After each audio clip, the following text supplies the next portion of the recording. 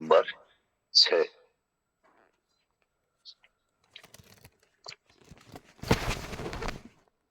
पीछे के श्लोकों में भगवान ने जो दिया है संबंध, पूर्व श्लोक में भगवान ने सत्व, रज और तम इन तीन गुणों के द्वारा देही के बांधे जाने की बात कही। उन तीनों गुणों में से सत्व गुण का स्वरूप और उसके बांधने का प्रकार आगे के श्लोक में बताते हैं। श्लोक है, तत्र सत्वम निर्मल स्वात् प्रकाश कमनामयम सुख संज्ञेन बद्धनाति ज्ञान संज्ञेन चानक। हे पाप रहित अर्जुन, उन गुणों में सत्व गुण निर्मल मतलब स्वच्छ होने के कारण प्रकाशक और निर्विकार है। वह सुख की आसक्ति से और ज्ञान की आसक्ति से देह को बांधता है। व्याख्या दिया है, तत्र सत्वम निर्मलत्वात्। पूर्व श्लोक में सत्व, रज और तम इन तीन गुणों की बात कही।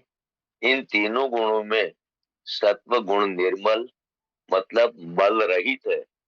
तात्पर्य है कि रजोगुण और तमोगुण की तरह सत्व गुण में मलिनता नहीं है। प्रत्युत यह रजोगुण और तमोगुण की अपेक्षा निर्मल स्वच्छ है। निर्मल होने के कारण ये परमात्मा तत्व का ज्ञान कराने में सहायक है। प्रकाशम, सत्व गुण निर्मल स्वच्छ होने के कारण प्रकाश करने वाला है। जैसे प्रकाश के अंतर्गत वस्तुएं साफ साफ दिखती है, ऐसे ही सत्व गुण की अधिकता होने से रजोगुण और तमोगुण की वृत्तियां साफ साफ दिखती है। रजोगुण और तमोगुण से उत्पन्न होने वाले काम, क्रोध, लोभ, मद, मात्सर्य ये आदि दोष भी साफ साफ दिखते हैं। अर्थात इन सब विकारों का साफ साफ ज्ञान होता है। सत्व गुण की वृद्धि होने पर इंद्रियों में प्रकाश, चेतना और हल्कापन विशेषता से प्रतीत होता है, जिससे प्रत्येक पारमार्थिक अथवा लौकिक विषय को अच्छी तरह समझने में बुद्धि पूरी तरह कार्य करती है और कार्य करने में बड़ा उत्साह रहता है। सत्व गुण के दो रूप है। पहला शुद्ध सत्व, जिसमें उद्देश्य परमात्मा का होता है, और दूसरा मलिन सत्व, जिसमें उद्देश्य सांसारिक भोग और संग्रह का होता है। शुद्ध सत्व गुण में परमात्मा का उद्देश्य होने से परमात्मा की तरफ चलने में स्वाभाविक रुचि होती है। मलिन सत्व गुण में पदार्थों के संग्रह और सुख भोग का उद्देश्य होने से सांसारिक प्रवृत्तियों में रुचि होती है, जिससे मनुष्य बंध जाता है। मलिन सत्व गुण में भी बुद्धि सांसारिक विषय को अच्छी तरह समझने में समर्थ होती है। जैसे सत्व गुण की वृद्धि में वापस लेता हूं, जैसे सत्व गुण की वृद्धि में ही वैज्ञानिक नए नए आविष्कार करता है, किंतु उसका उद्देश्य परमात्मा की प्राप्ति न होने से वह अहंकार, मान बढ़ाई, धन आदि से संसार में बंधा रहता है। फुटनोट दिया है, परमात्मा का उद्देश्य न रहने के कारण इसको मलिन सत्व कहा गया है। मलिन सत्व में रजोगुण साथ रहता है। अनामयम, सत्व गुण रज और तम की अपेक्षा विकार रहित है। वास्तव में प्रकृति का कार्य होने से ये सर्वथा निर्विकार नहीं है। सर्वथा निर्विकार तो अपना स्वरूप अथवा परमात्मा तत्व ही है, जो कि गुणातीत है। परमात्मा तत्व की प्राप्ति में सहायक होने से भगवान ने सत्व गुण को भी विकार रहित कर दिया है। सुख संज्ञेन बद्धनाति ज्ञान संज्ञेन चानक। जब अंतःकरण में सात्विक वृत्ति होती है, कोई विकार नहीं होता है, तब एक सुख मिलता है, शांति मिलती है। उस समय साधक के मन में ये विचार आता है कि ऐसा सुख हरदम बना रहे, ऐसी शांति हरदम बनी रहे, ऐसी निर्विकारता हरदम बनी रहे। परंतु जब ऐसा सुख शांति निर्विकारता नहीं रहती, तब साधक को अच्छा नहीं लगता।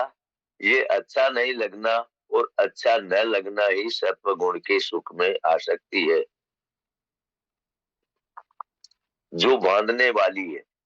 जब सत्व, रज और तम, इन तीनों गुणों का, इनकी वृत्तियों का, विकारों का साफ साफ ज्ञान होता है और साधक को ऐसी बहुत सी आश्चर्यजनक बातों की जानकारी होती है जो पहले कभी जानी हुई नहीं होती, तब साधक के मन में आता है कि ये ज्ञान हरदम बना रहे, ये ज्ञान में आसक्ति है जो बांधने वाली है।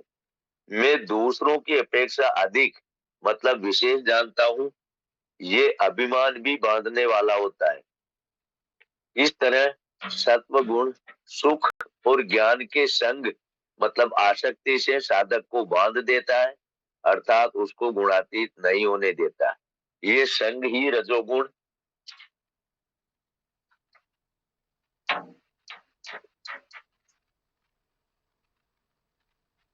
ये संग ही रजोगुण है जो बांधने वाला है।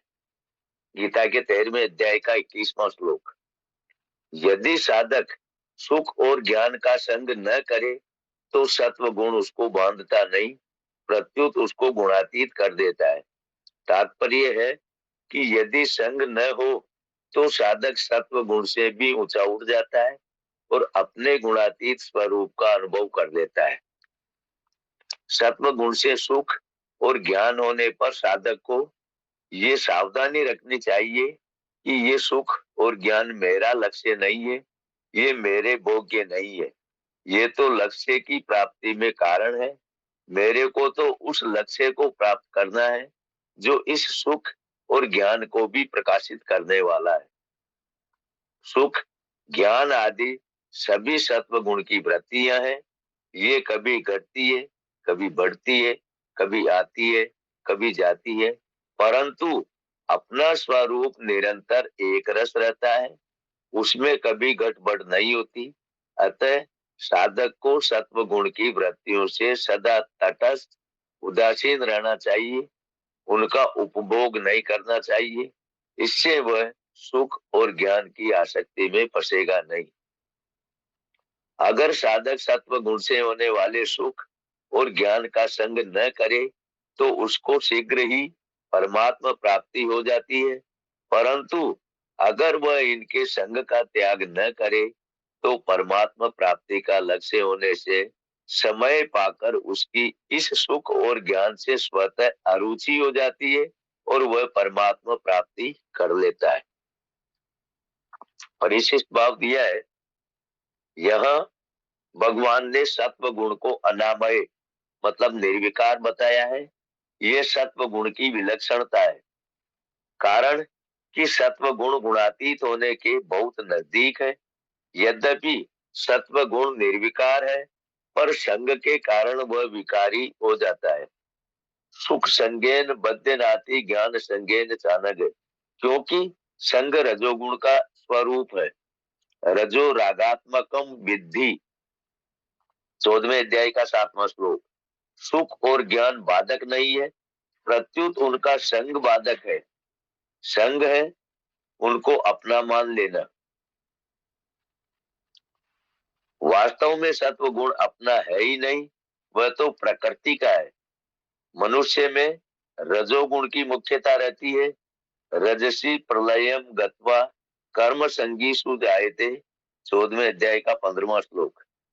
मध्य तिष्ठति, मध्य तिष्ठन्ति राजसः, 14वें अध्याय का 18वां श्लोक। अतः जब तक संग रहता है तब तक मुक्ति नहीं होती, क्योंकि स्वरूप असंग है। भगवान ने सत्व गुण को भी अनामय कहा है और परम पद को भी अनामय कहा है। पदम गच्छन्त्या, पदम गच्छन्ते नामयम्, दूसरे अध्याय का 51वां श्लोक। इससे ये समझना चाहिए कि सत्व गुण तो सापेक्ष अनामय है और परम पद निरपेक्ष अनामय है। तीनों गुण प्रकृति जन्य होते हुए भी रजोगुण तृष्णा तथा आसक्ति से पैदा होने वाला और तमोगुण अज्ञान से पैदा होने वाला है। इसी अध्याय का 7वां 8वां श्लोक। परंतु सत्व गुण केवल प्रकृति जन्य है। तात्पर्य है कि सत्व गुण प्रकृति जन्य तो है पर किसी विकार से जन्य नहीं है, इसलिए इसको अनामय कहा गया है। सात्विक सुख और सात्विक ज्ञान भी स्वयं के नहीं है, प्रत्युत प्रकृति जन्य होने से पर के है, अर्थात पराधीन है। इनमें पराधीनता का सुख है, अपने स्वरूप का सुख नहीं है। सात्विक ज्ञान और तत्व ज्ञान में अंतर। सात्विक ज्ञान में तो मैं ज्ञानी हूं ये संग है, पर तत्व ज्ञान सर्वथा असंग है, अर्थात तत्व ज्ञान होने पर ज्ञान रहता है, पर मैं ज्ञानी हूं ये ज्ञानी नहीं रहता। सात्विक ज्ञान में दृष्टा रहता है और अपने में विशेषता का भान होता है, परंतु तत्व ज्ञान में कोई दृष्टा नहीं रहता और अपने में कोई कमी भी नहीं रहती तथा विशेषता का भान भी नहीं होता, क्योंकि व्यक्तित्व नहीं रहता। अपने में विशेषता का अनुभव होना ही संग है। विशेषता का अनुभव मैं ज्ञानी हूं ऐसा स्वीकार करने से होता है। तत्व ज्ञान होने पर निजानंद का अनुभव होता है। 13वें अध्याय के 27वें श्लोक में सात्विक ज्ञान का और 28वें श्लोक में तत्व ज्ञान का वर्णन हुआ है। संबंध दिया है रजोगुण का स्वरूप और उसके बांधने का प्रकार क्या है, इसको आगे के श्लोक में बताते हैं। जय गुरुदेव, जय योगेश्वर।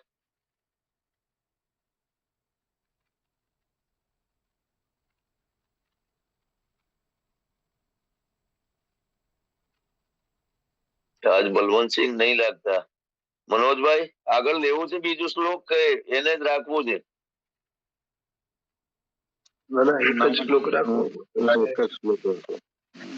સાહેબ, લઈ લેજો આપ। એ એક જ રાખવો છે ને સાહેબ? સમજણ નહીં પડી મને। હાજી હાજી એક જ। हाँ ठीक है, तो मनोज भाई आप लई लेजो। जय गुरुदेव, जय योगेश्वर। સાહેબ ને જ રિક્વેસ્ટ કરીએ, સાહેબ લઈ લે પહેલા।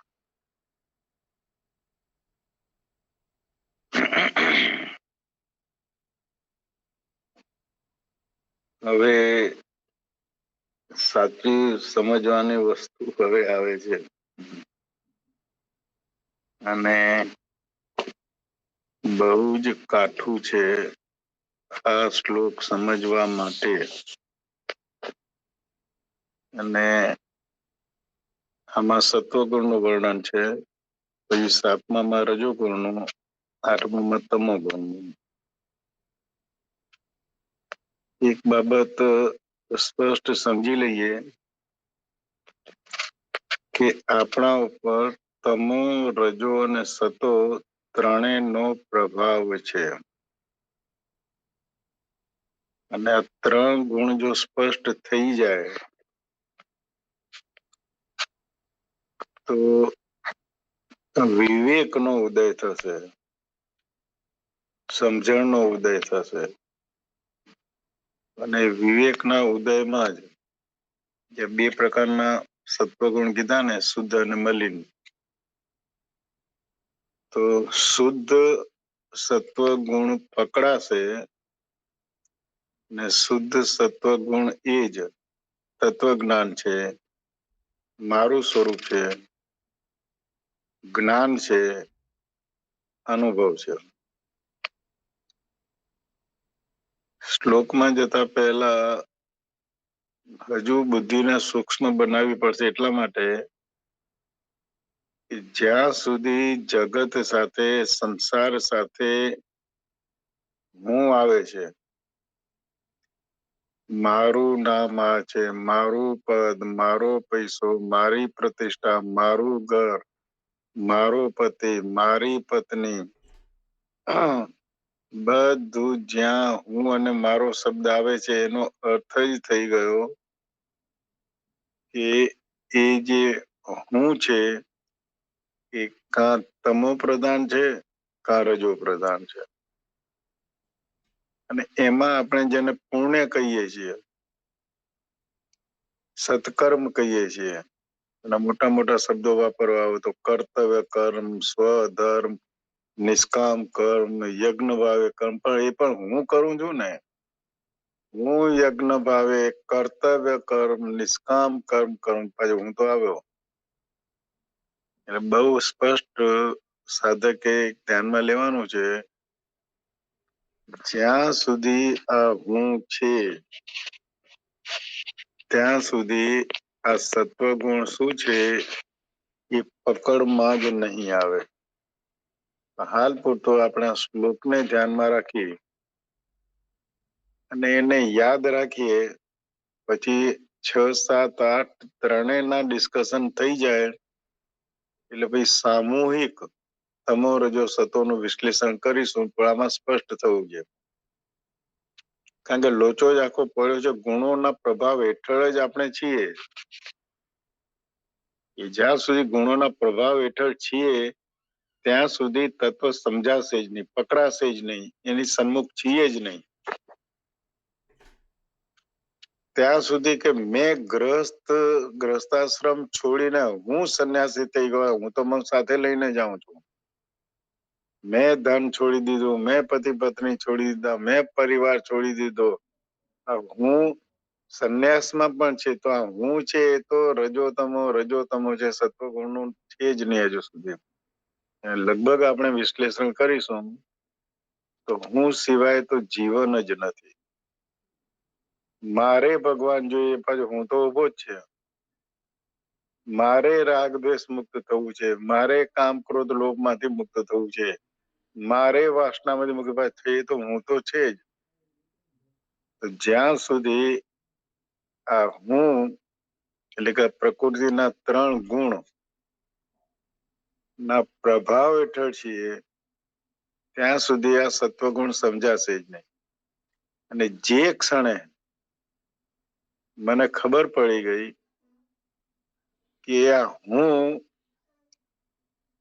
જે જગત સાથે શબ્દ સ્પર્શ રૂપ રસ ગંધ સાથે ભાવનાઓ સાથે હું અને મારું, મારી પત્ની, મારો પતિ, મારો પરિવાર, પદ પૈસો અને પ્રતિષ્ઠા સાથે મારું પદ, મારો પૈસો, મારી પ્રતિષ્ઠા, એની સાથેનો લગાવ, સંબંધ, તાદાત્મ્ય એ સ્પષ્ટ થઈ ગયો. તો પેલો હું જે દાવો કરતો હતો મારી પત્ની, એ દાવો, એ લગાવ, એ તાદાત્મ્ય સ્પષ્ટ થઈ ગયું. સ્પષ્ટ થઈ જવાના કારણે ખરી પડ્યું. હવે હું એ દાવો કરતો નથી, અર્થાત એનો હવે મને અહંકાર નથી. એ દાવો કરતો નથી કારણ કે આસક્તિ છૂટી ગઈ. એ દાવો કરતો નથી એટલા માટે કે હવે એનું વિશ્લેષણ રાગ અને દ્વેષ, આનાથી મને સુખ અને આનાથી મને દુઃખ નીકળી ગયું. કારણ કે હું નીકળી ગયો છું. મેં ઓર મેરા, હું અને મારું. અને આના ઉપર આખું પતંજલિનું શાસ્ત્ર યોગ ચિત્ત વૃત્તિ નિરોધ. પહેલો જ શ્લોક છે અથ યોગ અનુશાસનમ. હવે યોગ જે અનુશાસન છે તેની આપણે વાતો કરીએ. હવે એનો અર્થ કે પૂર્વ ભૂમિકામાં તો ઘણું બધું સાધક જાણવા માટે બંધાયેલો છે, નહીં તો હજુ યોગના અંદર શાસ્ત્રમાં પ્રવેશવાનો અધિકારી જ બનતો નથી. અને પછી કે છે યોગ ચિત્ત વૃત્તિ નિરોધ. અને જ્યારે ચિત્તમાં થતી વૃત્તિનો નિરોધ થઈ જાય, અટકાવવાની નથી. હમણાં આપણે જે સત્સંગ કરી રહ્યા છે તો ખોરાક ખાવાની મારામાં તડપ નથી, મનમાં વિચાર જ નથી. નિરોધ છે. ખાવાનો વિચાર, કામનો વિચાર, ક્રોધનો વિચાર હમણાં મારામાં છે જ નહીં, નિરોધ થઈ ગયો છે જ નહીં. કારણ કે આપણે આધ્યાત્મિક તત્વચિંતન કરી રહ્યા છીએ. તો જ્યારે મારા ચિત્તમાં આ વૃત્તિઓ નિરોધ થઈ જાય તદા દ્રષ્ટા સ્વરૂપેન અવસ્થાનમ, ત્યારે જે અંદર રહેલો દ્રષ્ટા, સાક્ષી, જ્ઞાતા, જાણનાર પોતાના સ્વરૂપમાં સ્થિર રહે છે. આનો અર્થ સ્પષ્ટ થયો. ચિત્તમાં વૃત્તિ ન ઉઠે એ અવસ્થા અર્થાત મેં, એટલે એક જ શબ્દમાં સમજવું હોય, એક જ શબ્દમાં, તો શબ્દ લાખો યાદ રાખો. લગાવ, પદ માટે લગાવ, પ્રતિષ્ઠા માટે લગાવ, પૈસા માટે લગાવ, પત્ની માટે લગાવ, પાડોશી માટે લગાવ, ધર્મ માટે લગાવ, દેશ માટે લગાવ. લગાવ એટલે એની સાથેનો હુંનો દાવો. અને અહીંયા સ્પષ્ટ સમજાવ્યું કે સાત્વિક જ્ઞાન અને તત્વ જ્ઞાન. સાત્વિક જ્ઞાનમાં હું ગીતા જાણું છું, હું રામાયણ, મહાભારત, ઉપનિષદ, વેદનો જ્ઞાતા છું. હજુ હું તો જ્યાં સુધી આ દાવો છે, એટલે કે લગાવ છે, એટલે કે તાદાત્મ્ય છે, એટલે કે આસક્તિ છે, એટલે કે અહંકાર છે, એટલે કે કર્તા ભાવ, ભોગતા ભાવ છે, ત્યાં સુધી આપણે રજો અને તમોમાં છીએ. આગળ આવશે બાકીના શ્લોકમાં. હવે કઈ છે કે સત્વગુણ. સત્વગુણ પ્રકૃતિનો ગુણ છે, જેમાં લગાવ નથી. બહુ સ્પષ્ટ સમજાવ્યું છે આપણને. એના પેલા ચિત્તવૃત્તિમાં જે 5 પ્રકારના ચિત્ત છે, એમાં મૂઢ, ક્ષિપ્ત, વિક્ષિપ્ત, એકાગ્ર અને નિરોધ. મૂઢ એટલે તમો ગુણી, ક્ષિપ્ત એટલે રજો ગુણી, વિક્ષિપ્ત એટલે સતો ગુણી. આ ત્રણેયનું આપણામાં જેને કહે ને કે આ ક્ષણે સત્વ ગુણી છીએ, અને કંઈક સંયોગો બને તો ક્રોધમાં આવી જઈએ, પાછો રજોગુણી થઈ જઈએ, સંગ થઈ જાય એટલે. પાછો અજ્ઞાન વશ હોય એટલે હિન્દુ મુસ્લિમની ચર્ચા કરીએ, પાછા મૂઢમાં આવી ગયા, પ્રમાદમાં આવી ગયા. એમાંથી જયારે સત્વ ગુણમાં આપણે એકાગ્ર થઈએ છીએ, એક શુભ ઉપર એકાગ્ર થઈએ, ધ્યાનમાં શુભ ઉપર એકાગ્ર થઈએ છીએ. આ મંત્ર જાપ છે, ઇવન આપણે આ જે સાત્વિક ચિંતન કરી રહ્યા છીએ, એ પણ એકાગ્ર ચિત્તની વાત છે. અહીંયા એકાગ્ર ચિત્તમાં સત્વગુણની પ્રધાનતા છે, માત્ર સત્વગુણ નથી. આનું હમણાં એક જણો મને વચમાં બોલીને કે ચૂપ રહો, કેમ બોલો છો, ખોટું બોલો છો, એટલે તરત મારામાં રહેલો રજો અને તમો ની મિશ્રણ થઈ અને એની સાથે જેને કહે ને કે ડિસ્કશનમાં, એની સાથે વિવાદમાં, ત્યાં સુધી કે ગાળાગાળીમાં, સંબંધ તોડી નાખવામાં હું આવી જાઉં. અલબત્ત હમણાં સત્વગુણની પ્રધાનતા છે, પણ તમો રજોની ધારા પણ મારામાં છે. એટલે એકાગ્ર એટલે સત્વગુણના ઉપર પ્રાધાન્ય રાખવાનું. બધું આપણે તપ, જપ, આધ્યાત્મિકતા, સત્સંગ, ધ્યાન, માળા, બધું એકાગ્ર ચિત્ત છે. પણ નિરોધ ચિત્તમાં જવાનું છે, જે જેવું છે તેવું, જ્યાં કોઈની સાથે લગાવ નહીં. હું અને મારું નીકળી ગયા, કર્તા ભાવ, ભોગતા ભાવ નીકળી ગયા, લગાવ નથી, તાદાત્મ્ય નથી, વાસના નથી, દેહાત્મ બુદ્ધિ નથી. અને 5 પ્રકારની વૃત્તિઓ છે, યોગ, ચિત્ત, વૃત્તિ, નિરોધ. 5 પ્રકારના ચિત્ત મેં કીધા, મૂઢ, ક્ષિપ્ત, વિક્ષિપ્ત, એકાગ્ર, નિરોધ. 5 પ્રકારની વૃત્તિ છે, પ્રમાણ, વિપર્ય, કલ્પના, નિદ્રા ને સ્મૃતિ. આ સ્મૃતિ તો દાટ વાળ્યો છે. ગઈકાલે તમે મને ગાળ આપી હતી, એટલે મારો તમારા પ્રત્યેનો ભાવ એ પ્રમાણેનો રહે છે, સ્મૃતિમાંથી જ. તમારી સાથે પરિચય થયા પછી મને લાગે છે કે માણસ કામનો છે, સંબંધ રાખવા જેવો છે, તો એ કલ્પનાથી ભવિષ્યમાં તમે મદદરૂપ થાવ છો, જેના કારણે હું સંબંધ રાખું છું.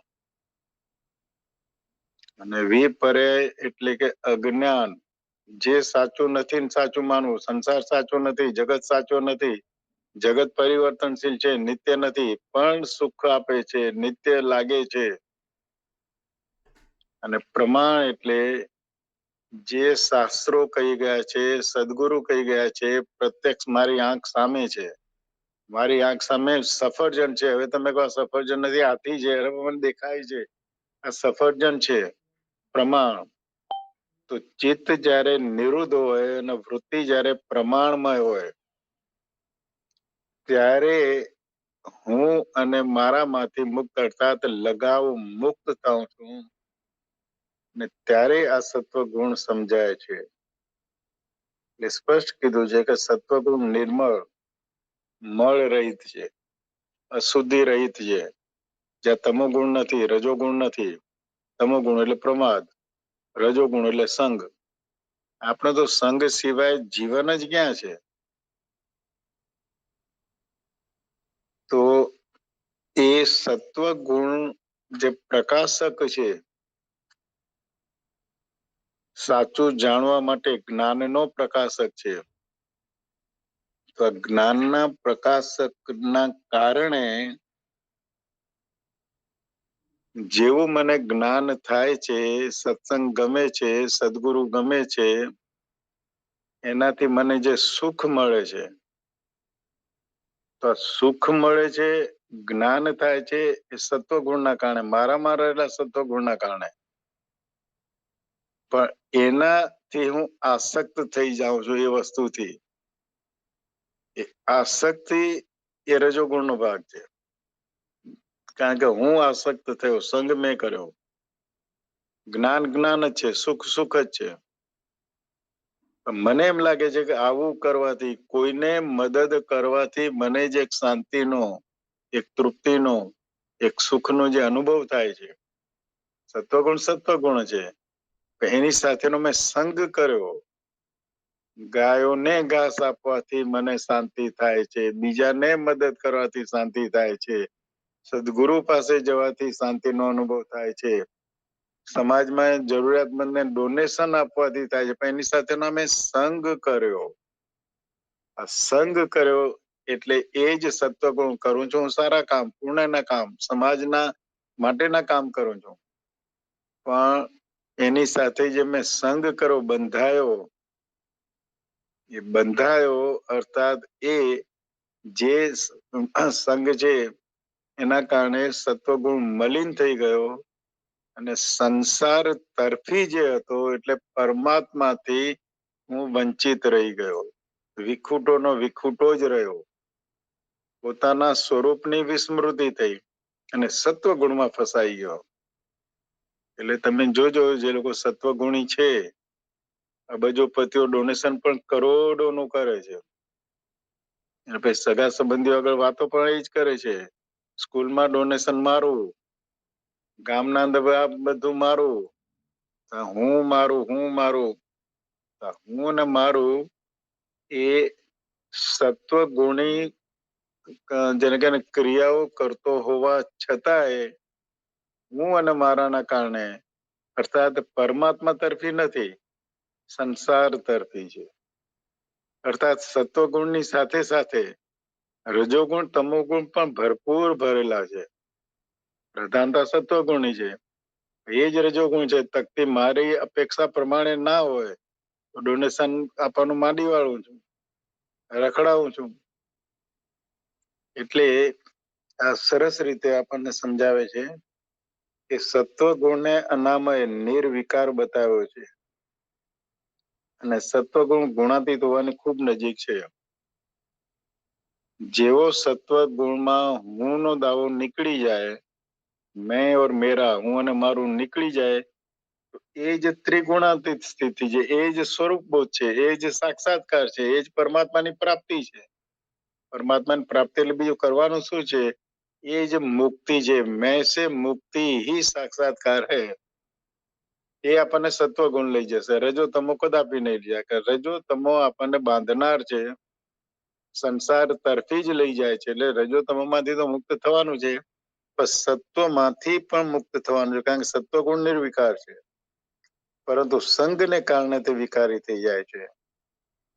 સુખ અને જ્ઞાન બાધક નથી, પણ એની સાથેનો સંગ, હું જ્ઞાની છું, હું સુખી છું, બસ આ હું ને જ સમજવાનું છે. કારણ કે એને પોતાના માની લેવા એને સંગ કે છે, સત્વગુણ આપણો છે જ નહીં, પ્રકૃતિનો છે. જો ભગવાને કેવી સરસ વ્યવસ્થા છે. આપણામાં જે સંભાવના મૂકી છે એ માત્ર આપણામાં રહેલા સત્વગુણ જે પ્રકૃતિનો ભાગ છે પાછો બતાવ્યો છે નિર્વિકાર, એટલે કે અનામય છે, એ બાધક નથી. એનો આપણે ઉપયોગ જેને કહીએ છીએ ને કે કારણ ગમે તે હોય, અજ્ઞાનવશ કે અન્યના કારણે, ને આ જ પ્રકૃતિનો ખેલ છે. સતો રજો તમો ત્રણેય ગુણો છે, પણ તમોમાંથી મુક્તિ, રજોમાંથી મુક્તિ માત્ર સત્વગુણમાં રહેવો. ને એમાં પાછો હું સત્વગુણીએ દાવો ન કરવો, એ જ આ શ્લોકનો આખો શબ્દ જેને કહીને કે સમજાવે છે. હું જ્ઞાની છું આ સંગ છે. સાત્વિક જ્ઞાન અને તત્વજ્ઞાનમાં જે પરિશિષ્ટમાં બતાવ્યું છે, પરંતુ તત્વજ્ઞાન સર્વથા અસંગ છે. તત્વજ્ઞાન થવાથી જ્ઞાન તો રહે છે, પરંતુ હું જ્ઞાની છું આ જ્ઞાની ભાવ રહેતો નથી. હું છું છે, હકીકતમાં માત્ર છે જ, ઇઝ, બીંગ, અસ્તિત્વ, પરમ સત્ય. આપણે એને પરમાત્મા, બ્રહ્મ, પરબ્રહ્મ કહીએ છીએ. એટલે લગાવ મુક્ત બનવું અને સત્વગુણમાં સ્થિર રહેવું એ જ માનવ જીવનનું નિયતિ છે, સાર્થક જીવન છે, જીવન મુક્ત અવસ્થા છે. સત્વગુણને સમજીએ, વધુ ને વધુ સમજીએ, જીવનમાં વધુ ને વધુ એની સાથેનો પ્રયત્ન કરીએ. પણ એ જીવનમાં રજો તમોનો સંગ તો નહીં, નહીં ને નહીં. આગળના શ્લોકમાં પછી આપણે એ પણ જોઈશું, અને પછી સમન્વય ત્રણેય ગુણોનું આપણે ડિસ્કશન કરીશું. જય પ્રભુ, જય ગુરુદેવ.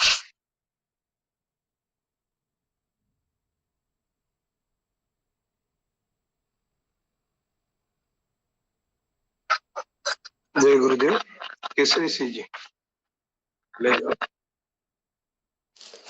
બીજા કોઈ ભાઈ બહેન પોતાનો વિચાર અથવા તો કહેવું હોય તો કઈ કહી શકો, પછી લો. આપ લઈ લેજો પછી કરીએ.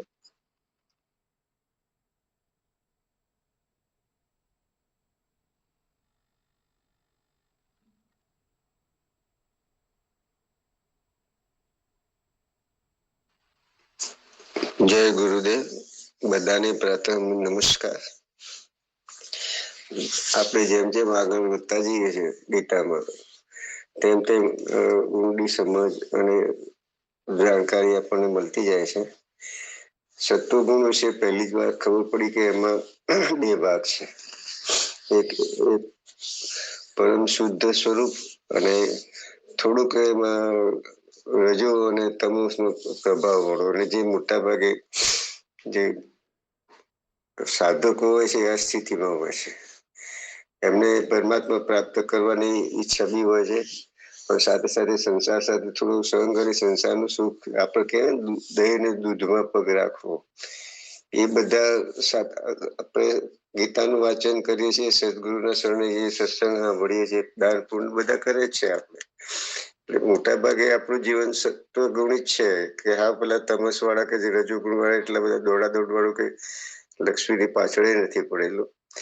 પણ જે કહેવાય ને અશુદ્ધ સત્વગુણ કે જે એનો પડછાયો રહેલો છે, રજોગુણનો જે આપણી પ્રવૃત્તિઓ તો ચાલુ જ રહે છે. પણ આપણે એટલા બધા રજોગુણી નથી કે કોઈનું કપટ ને કોઈનું કાસર કાઢીને કોઈનું દગો કરીને આપણે ધન એકઠું કર્યું છે. આપણે આપણી પ્રવૃત્તિથી અને ધર્મમાં જે કહ્યું છે એનું મર્યાદામાં રહીને પ્રવૃત્તિ કરીએ છીએ. એટલે હાવ તમોગુણ જેવા કે રજોગુણ જેવા હાય પૈસો હાય કઈ નાખી જિંદગીમાં કશું બીજો વિચાર જ ના હોય એવા બી નથી આપણે. પણ ધાર્મિક મર્યાદામાં રહી સત્વગુણ આપણું જળવાઈ રહે અને એ રીતે આપણે પ્રવૃત્તિ કરી રહે. તો પ્રકૃતિનો સ્વભાવ છે કે તમારા ગતિમાં તો રહેવું જ પડશે. તો તમે કોઈ ગમે તે હોય તો સ્થિર રહેવાતું જ નથી. એટલે પ્રવૃત્તિ તો કરે છે માણસ, એમાં આર્થિક પ્રવૃત્તિ આવી ગઈ, બધી જ આવી ગઈ. અને બીજાની તમારે સેવા કરવી છે તો પ્રવૃત્તિ તો રહેવાની જ છે. એમાં તમારે કઈ લેવું નથી અથવા બીજાને સુખ આપવાની ભાવના છે તો તમારે સંસાર જોડે તો એમાં બધા રહેવું જ પડશે સેવામાં માટે બધી. અને જે હાવ જે તમોગુણી જે નીચલી કક્ષાનું જે છે, અને જે અત્યારે હાલ વિશ્વમાં બધું તખ્તા પલટ તમે જુઓ છો તો એ બધું શું છે? તમોગુણની બધી પરાકાષ્ઠા છે કે આને મારીને આને જીતીને ભલે લોકોને કરોડો હજારો માણસને મરવું હોય તો મરે, પણ અમારે સત્તા જોઈએ, આમ જોઈએ, તેમ જોઈએ.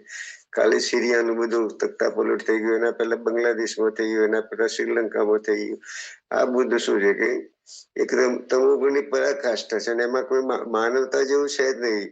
આના કરતી તો બધા જંગલના પશુઓ સારા. એકવાર એમનો શિકાર પેટ ભરાઈ ગયું એટલે પછી બીજા પશુને નથી મારતા.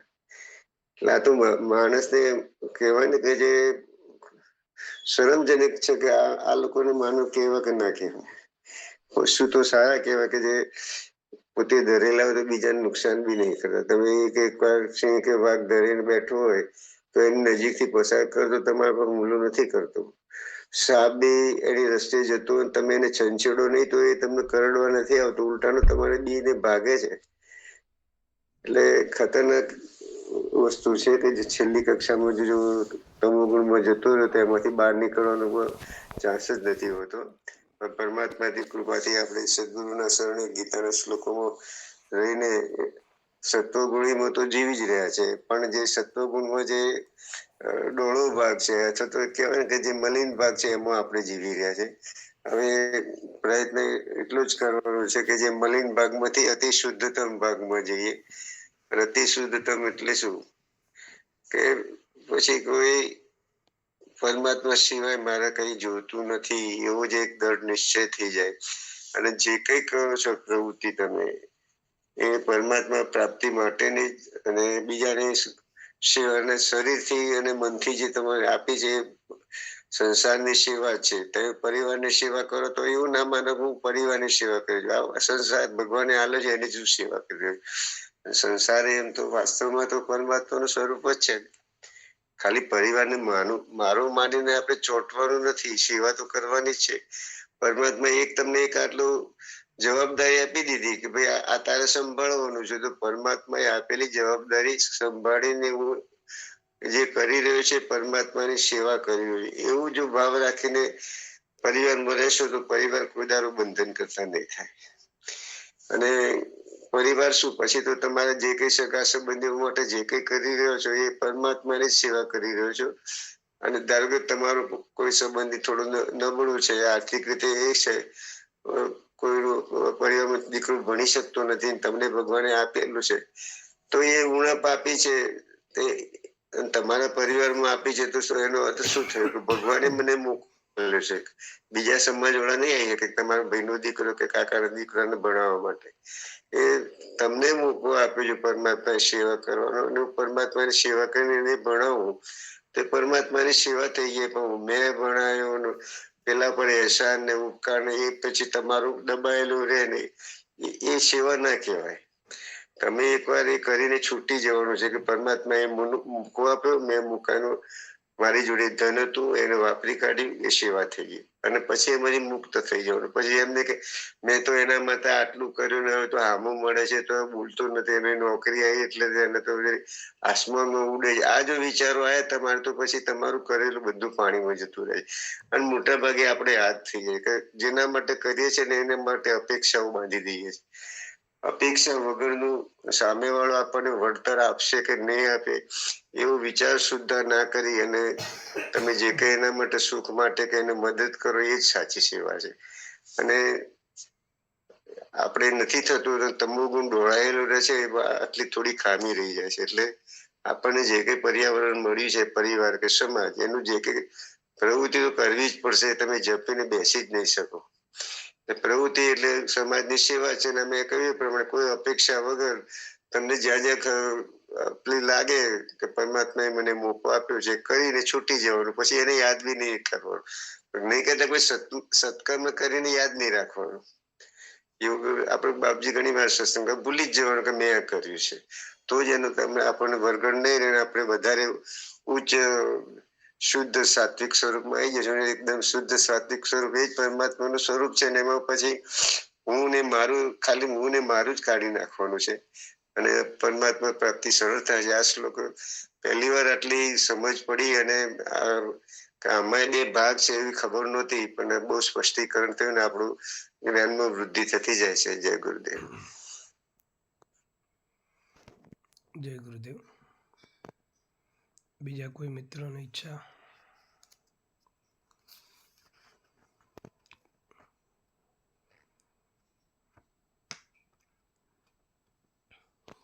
બોલું છું. આજે આપણે અધ્યાય 14 શ્લોક નંબર 6 લીધો છે, જેમાં ભગવાન કહી રહ્યા છે, હે નિષ્પાપ અર્જુન, આ ત્રણેય ગુણોમાં સત્વ ગુણ તો નિર્મળ હોવાના કારણે પ્રકાશક અને વિકાર વિનાનો છે. તે સુખની આસક્તિથી એટલે કે સુખના અભિમાન વડે અને જ્ઞાનના સંગ વડે જીવાત્માને બાંધે છે. આમાં મારો એક સાહેબને પ્રશ્ન છે કે સાહેબને અનુકૂળ હોય તો આજે, ના અનુકૂળ હોય તો કાલે લે. આ શ્લોકને સમજ્યા પછી સામાન્ય સાધકના મગજમાં એવો પ્રશ્ન આવે કે એને તમો ગુણમાંથી રજોમાં અથવા રજોમાંથી સતોમાં જવું જોઈએ. એને પોતાના બધા જ કાર્યો સાત્વિક કરવા જોઈએ. તો વ્યક્તિ પોતાના ગુણોને બદલી શકે છે? જો એ ગુણોને બદલી શકે છે તો એ જ રીતે એ ગુણાતીત થઈ શકે છે, કે પછી એ જે ગુણમાં છે એ ગુણમાંથી સીધો ગુણાતીત થાય છે? આવો એક મારો સામાન્ય પ્રશ્ન છે. સાહેબને અનુકૂળ હોય તો સાહેબ આજે લે, નહીતર પછી આપણે આ શ્લોકનું હાલ વિશ્લેષણ કરીએ. તમારા પ્રશ્નનો ઉત્તર તો 7મો 8મો શ્લોક ડિસ્કશન થઈ જશે ને એટલે લગભગ સ્પષ્ટ થઈ જશે. લગભગ ઓકે, આ પ્રશ્ન યાદ રાખજો, અને 7 8 થઈ જાય પછી સમન્વયાત્મકમાં આને લઈશું. ભલે ભલે. તો આ શ્લોકમાં ભગવાને જે સત્વગુણની વાત કરી એમાં પહેલું લક્ષણ કીધું એ નિર્મળ છે. નિર્મળ હોવાના કારણે પ્રકાશક છે અને વિકાર વિનાનો છે. આગળ કહે છે તે સુખની આસક્તિથી એટલે કે સુખના અભિમાન વડે અને જ્ઞાનના સંગ વડે જીવાત્માને બાંધે છે.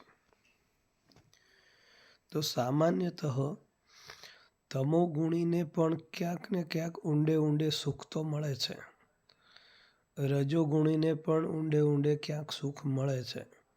પણ જે સતોગુણનું સુખ છે એ આપણને અનંત સુખ મળતું હોય એવું લાગી રહ્યું છે. જે આપણા બધાનો પણ એક અનુભવ છે કે આપણે તમોમાં પણ હોઈએ છીએ, ક્યારેક ક્યારેક રજોમાં પણ હોઈએ છીએ અને ક્યારેક સતોમાં પણ હોઈએ. પણ જ્યારે સતોમાં હોઈએ ત્યારે આપણને પોતાને દિલથી એમ લાગે કે ના મજા આવે છે, એમ સારું લાગે છે. એટલે કે સત્કાર્ય કરીએ છીએ ત્યારે સારું લાગે છે, થોડીક સમજણ પડે છે તો સારું લાગે છે, સત્સંગમાં બેસીએ છીએ તો સારું લાગે છે, કોઈની સેવા કરીએ છીએ તો સારું લાગે છે. આ બધું સત્વગુણનું કાર્ય બધું આપણને સારું સારું લાગે છે. પરિણામે આપણને એક પ્રકારનું સુખ મળતું હોય એવો અનુભવ થાય છે. તો સુખ તો મળે જ છે, પણ અહીંયા જે મેઇન વસ્તુ કીધી કે નિર્મળ હોવાના કારણે પ્રકાશક પણ છે, વિકાર વિનાનો છે. એટલે આટલા સુધી આવીએ તો આપણને એવું લાગે કે સત્વગુણ કરવામાં કોઈ વિકાર આવશે નહીં, અને પ્રકાશક છે એનો મતલબ એ પરમ તત્વ પરમાત્માનો અનુભવ કરાવશે. અહીંયા પણ સ્પષ્ટ કીધું છે કે આ ત્રણેય ગુણોની જે વાત છે એમાં સત્વગુણ નિર્મળ છે. એનો મતલબ એ થાય કે રજોગુણ અને તમોગુણની જેમ સત્વગુણમાં મલિનતા નથી, અને રજો અને તમોની અપેક્ષાએ એ નિર્મળ પણ છે, સ્વચ્છ પણ છે. અને નિર્મળ હોવાના કારણે એ પરમાત્માનું જ્ઞાન કરાવવામાં સહાયક છે. મતલબ તમો અને રજો અને પરમાત્માનું જ્ઞાન થવું લગભગ અશક્ય છે, પણ સાત્વિક ગુણવાળી વ્યક્તિને પરમાત્માના જ્ઞાનમાં આ સત્વગુણ સહાયક બને છે. પ્રકાશક કીધું એમાં પણ નિર્મળ અને સ્વચ્છ હોવાના કારણે પ્રકાશ કરવા વાળો છે. અને આપણે સ્પષ્ટ જાણીએ છીએ કે જ્યારે પણ પ્રકાશ હોય તો બધું સ્પષ્ટ દેખાય અને અંધારામાં આપણને કશું દેખાતું નથી. એટલે કે સત્વગુણી વ્યક્તિને બધું સ્પષ્ટ દેખાય છે, જ્યારે તમો અને રજોગુણને સ્પષ્ટ દેખાતું નથી. એટલે કે એની વૃત્તિઓ સાફ હોતી નથી. તો રજોગુણ અને તમોગુણની વૃત્તિઓ કઈ છે? તો કે એમાં કામ, ક્રોધ, લોભ, મદ, માત્સર્ય વગેરે દોષો જે છે એ સત્વગુણની અંદર સાફ સાફ દેખાય છે. અર્થાત આ બધા જ વિકારોનો સ્પષ્ટ પદોમાં આસક્તિનો ત્યાગ કરી અને ભગવાન કહે છે કર્તવ્ય કર્મ કર, નિષ્કામ ભાવથી કર. આ બધું જ આપણે આગળ જોઈ ગયા છે. મુખ્ય આ શ્લોકની અંદર જે આપણે જોવાનું છે કે સત્વગુણની જ્યારે વૃદ્ધિ થાય ત્યારે ઇન્દ્રિયોમાં શું થાય છે? પ્રકાશ, ચેતના અને હળવાપણું આવી વિશેષતા આપણને લાગે છે. અને આ વિશેષતા જ્યારે લાગે છે ત્યારે અહીંયા ભગવાન સમજાવે છે કે એના કારણે પારમાર્થિક અને લૌકિક આ બંને વિષયને સારી રીતે સમજવામાં આપણી બુદ્ધિ કામ કરે છે. હવે જ્યારે બુદ્ધિ કામ કરતી થાય ત્યારે આપણે એમાં બે ભેદ પાડવાના છે કે આપણામાં જે સાત્વિક ગુણ છે એ શુદ્ધ સત્વ છે કે મલિન સત્વ છે. આપણા અંદર જે સત્વગુણ પ્રગટ્યો છે એનો ઉદ્દેશ અથવા એ સત્વગુણના કારણે આપણી રુચિ શેમાં થાય છે? શું આપણા સત્વગુણના કારણે આપણો ઉદ્દેશ એ પરમ તત્વ પરમાત્મામાં બનેલો રહ્યો કે એક અને એકમાત્ર એ જ ઉદ્દેશ છે? શું આપણને પરમાત્મામાં રુચિ થાય છે? જો આ નથી થતી તો બીજો વિષય છે કે શું આપણને પદાર્થોના સંગ્રહમાં, સુખ ભોગમાં અને સાંસારિક પ્રવૃત્તિઓમાં રુચિ છે કે બંનેમાં છે? જેમ દરેક વ્યક્તિમાં તમો, રજો અને સતો છે, એવી રીતે જે સતોગુણી વ્યક્તિ છે કે જેમાં પ્રાધાન્ય સતોગુણનું છે, સૂક્ષ્મ સ્વરૂપે બંને ગુણો તો પડેલા જ છે. એવી રીતે સતોગુણમાં પણ પરમ તત્વ પરમાત્માનો ઉદ્દેશ મુખ્ય હોવા છતાં સૂક્ષ્મ રૂપે સંગ્રહ અને સુખભોગનો ઉદ્દેશ સાંસારિક રુચિ પડેલી હોય તો ક્યારેક ક્યારેક એ જાગૃત થઈ જાય છે. તો દરેક સાધકે એટલે કે આપણે બધાએ ધ્યાન આ જ રાખવાનું છે કે આપણી સાત્વિક વૃત્તિ હોય પણ એનો ઉદ્દેશ શું છે એ આપણે પકડી રાખવાનું છે. જેમ કે કોઈ વિદ્યાર્થી અભ્યાસ કરે છે અને એને ખ્યાલ છે કે મારે ડૉક્ટર બનવું છે, તો એ અભ્યાસ કરવાની સાથે સાથે ક્યારેક મનોરંજન પણ કરી લેતો હોય છે, ક્યારેક ખેલકૂદમાં પણ જોડાઈ જતો હોય છે, ક્યારેક બીજે પણ સમય આપતો હોય છે. એટલે કે બે બાજુ પગ તો થઈ જ જાય છે, પણ એનો ઉદ્દેશ એને ખબર છે કે મારું લક્ષ્ય આ જ છે. એટલે પેલામાં જઈને પણ કેવો તરત ઇન્સ્ટન્ટ પાછો આવી જાય છે. એટલે આપણે પણ સંસારમાં બેઠા છીએ એટલે કે ગૃહસ્થમાં બેઠા છીએ, સાંસારિક કાર્યો કરીએ છીએ, વ્યવહારો કરીએ છીએ, વ્યવહારમાં જવું પડે છે, આર્થિક ધન ઉપાર્જનના કાર્યમાં લાગવું પડે છે. પણ જેમ બાપજી વારંવાર ઉદાહરણ આપે છે ગોપીઓના કે ગોપી સવારથી માંડીને સાંજ સુધી ઘરના બધા નિત્યક્રમ કરે છે. એમાં ખાસ કરીને પનિયારીનું ઉદાહરણ આપે કે પાણી ભરવા જાય, એક બેડું માથા ઉપર હોય, બીજું બેડું એના ઉપર હોય, ત્રીજું બેડું હાથમાં હોય. આ રીતે લઈને જ્યારે નીકળે છે ત્યારે પણ એના લક્ષ્ય વાતો કરતી હોય બેનપણીઓ જોડે, પણ જે એનું લક્ષ્ય છે એ પાણીનું ઉપરનું જે છે ખૂણીઓ કહે ને એ પડી ન જાય એમાં જે એનું ધ્યાન હોય છે. એવી જ રીતે ગોપીઓમાં ગમે તેટલું કરતું હોય પણ એનું ધ્યાન એ પરમ તત્વ પરમાત્મામાં એટલે કે કાનુડામાં જ હોય છે. એવી રીતે આપણે પણ કાર્ય ગમે તે કરીએ, એમાંય પ્રેમાનંદ બાબા તો બહુ સરસ કહે છે કે દિવસ દરમિયાન કોઈ પણ કાર્ય તમે કરો છો એની શરૂઆત પરમાત્માના નામથી કરો, એની પૂર્ણાહુતિ પરમાત્માના નામથી કરો તો એ તમારી ભક્તિ થઈ ગઈ. એવી રીતે ઘણા ગૃહસ્થો ત્યાં જાય છે વૃંદાવન અને એમને પ્રશ્નો પૂછે છે કે બાપજી અમારે તો 8 કલાક કામ હોય, 10 કલાક કામ હોય, 12 કલાક કામ હોય, અમને ભક્તિ કરવાનો ટાઈમ જ નથી મળતો. તો એ વારંવાર સમજાવે છે કે ભક્તિ એટલે શું? ભક્તિ એટલે મંદિર આગળ બેસીને હાથ જોડીને બેસી રહેવું એ જ ભક્તિ નથી. દિવસ દરમિયાન કરવામાં આવેલો દરેકે દરેક વ્યવહાર એ વ્યવહાર સાત્વિક રહીને કરવામાં આવે, એ વ્યવહાર બીજાની સેવા માટે કરવામાં આવે અને એ વ્યવહારમાં ઉદ્દેશ પરમાત્માને રાખીને કરવામાં આવે તો એ બધા જ વ્યવહાર ભક્તિ બની જાય છે. તો આ વસ્તુને પણ આપણે ધ્યાનમાં રાખીએ. એ બીજો એક શબ્દ આપ્યો છે અનામયમ, એટલે કે સત્વગુણ રજ અને તમની અપેક્ષાએ વિકાર રહિત છે. વાસ્તવમાં પ્રકૃતિનું કાર્ય હોવાથી એ સર્વથા નિર્વિકાર તો ન જ રહે. સર્વથા નિર્વિકાર તો એક અને માત્ર એક જ પોતાનું સ્વરૂપ અથવા તો પરમાત્મા તત્વ જ છે. જે ગુણાતીત છે એને ગુણાતીત કરવાનું નથી, એ ગુણાતીત છે જ. પરમાત્મા તત્વની પ્રાપ્તિમાં સહાયક હોવાથી ભગવાને સત્વગુણને પણ વિકાર રહિત કીધો છે. તો આપણું પરમ લક્ષ્ય એ સત્વગુણમાં રહેવું અને આપણું સાથે સાથે એ પરમ તત્વ પરમાત્મા આપણો મુખ્ય ઉદ્દેશ રહે. એ રીતે આપણે આ સવારના સત્સંગમાં તો જોડાઈએ જ છીએ, પણ દિવસ દરમિયાન આપણી બધી જ વૃત્તિઓ આ પ્રકારની રહે. જ્યારે અંતઃકરણમાં સાત્વિક વૃત્તિ થાય, કોઈ વિકાર ન રહે, ત્યારે આપણને આંતરિક એક સુખ મળે છે. દરેક વ્યક્તિના જીવનનું મુખ્ય લક્ષ્ય સચ્ચિત આનંદ છે, કારણ કે આપણે પણ સચ્ચિત આનંદ સ્વરૂપ છીએ જ, એ પરમાત્માના અંશ છે જ. એટલે સત એટલે કે સદાય જીવતો રહું, કદાપી મરું નહીં. ચિત્ત એટલે બધું જ જાણી લઉં, જાણવાનું કંઈ બાકી ન રહે. અને આનંદ એટલે સતત આનંદ સ્વરૂપમાં જ રહું.